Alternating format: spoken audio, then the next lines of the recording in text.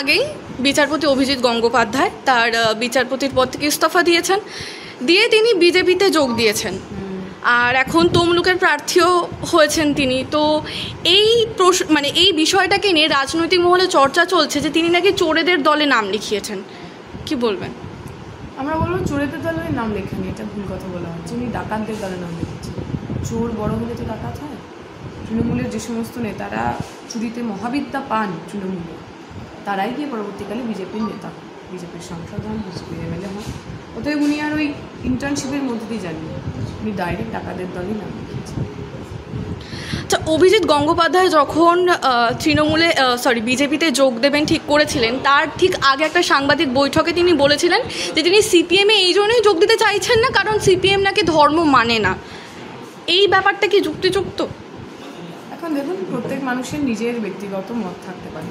আমরা তো কেউ ওনার কাছে গিয়ে বলিনি আমাদের পার্টি জয়েন করুন, এবং আমাদের পার্টিতে ওইভাবে জয়েন করা যায় না।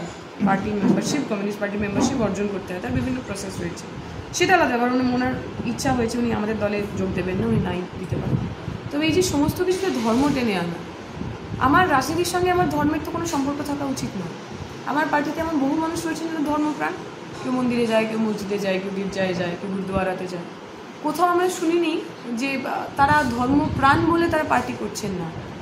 আসলে ধর্ম মানে কি? ধর্ম মানে যদি মানব সেবা হয়, মানুষের পাশে থাকা হয়, তাহলে বামপন্থীটাই আপনার একমাত্র সলিউশন।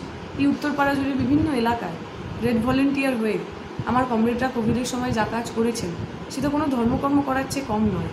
কারোর যদি মনে হয় ধর্ম করা মানে শুধুমাত্র কোনো ঈশ্বরের নাম জপা, যেখানে সমস্ত ধর্মের ধর্মই কিন্তু মানুষের জন্য কাজ করার কথা বলে, কেউ যদি শুধুমাত্র ধর্মটাকে তার রাজনীতির সিঁড়ি হিসেবে ব্যবহার করেন আর ধর্মের যে সামাজিক দিক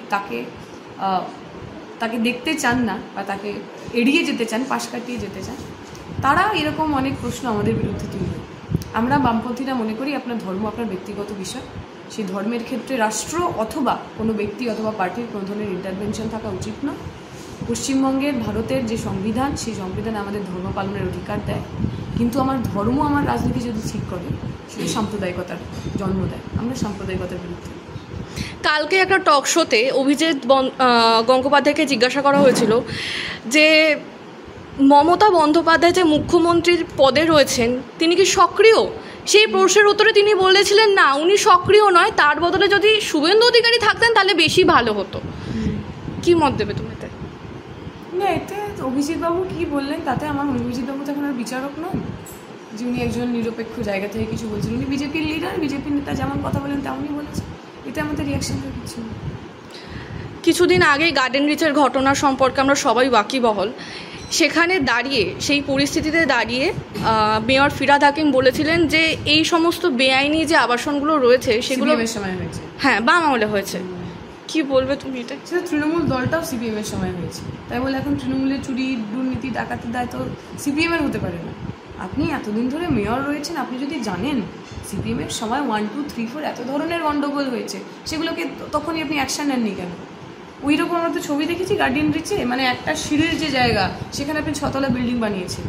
ওইখানকার কাউন্সিলর কী করছিল? কাউন্সিলর মানে সে পাড়ার লোক, তাই তো? আমার চোখের সামনে এমন একটা বেআইনি নির্মাণ হচ্ছে, আমি দেখতে পেলাম না। এ কি অদ্ভুত আমার মায়োপিয়া নাকি আমি হঠাৎ হঠাৎ জিনিস সিলেক্টিভভাবে দেখতে পাই না? ফলে এইসব গল্প এখন আর পশ্চিমবঙ্গের মানুষ খাবে না। সিপিএমের নামে অনেক আপনি বিল কেটেছেন, অলরেডি আপনাদের 2টা টার্ম হয়ে গেছে। যদি সত্যিই কিছু করার থাকে করুন, নাহলে শুধুমাত্র সিপিএমকে দোষারোপ করে আর বৈতরণী পার হওয়া যাবে না।